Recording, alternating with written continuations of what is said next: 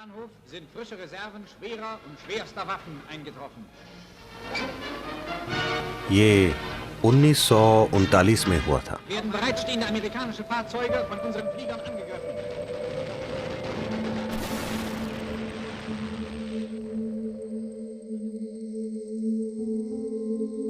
Germany या शायद Austria के एक यहूदी परिवार को बंदी बना लिया गया था।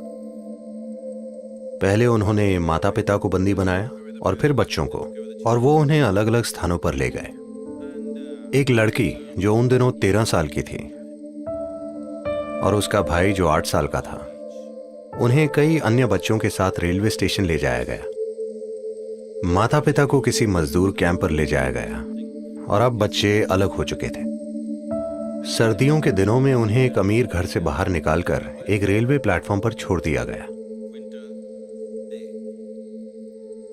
बच्चे आखिर बच्चे होते हैं, वो खेलने लग गए।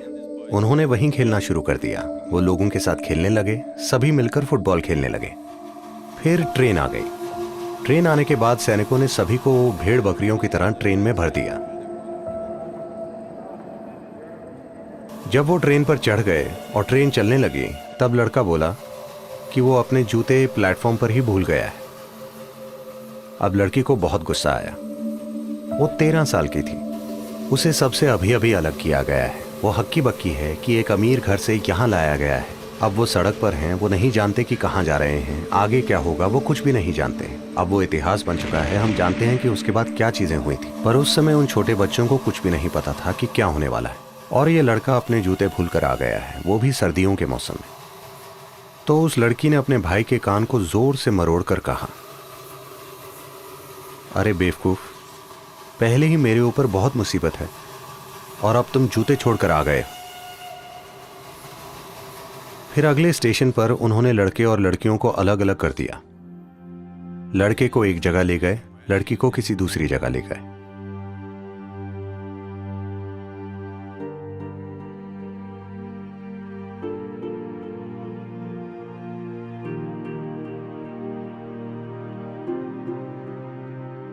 चार साल बाद वो एक कंसंट्रेशन कैंप से बाहर आई और वो अपने परिवार की अकेली जीवित सदस्य थी।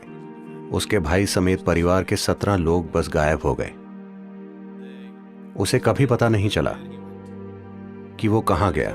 वो बस कहीं गायब हो गया और